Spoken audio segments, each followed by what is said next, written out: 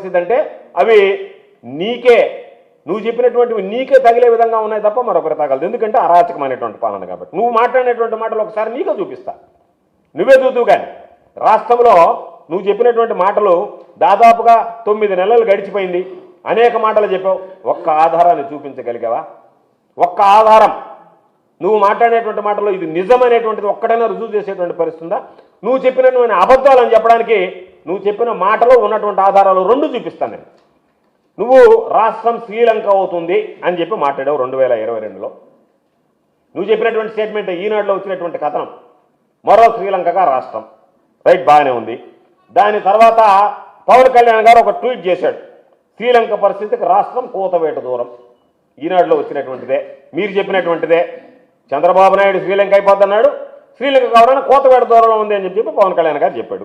ఈ 2 తర్వాత పాపం వాళ్ళ వదినమ్మ గారు పురంధరేశ్వరి గారు, ఆమె ఏకంగా 12,50,000 కోట్ల రూపాయలు అప్పులున్నాయని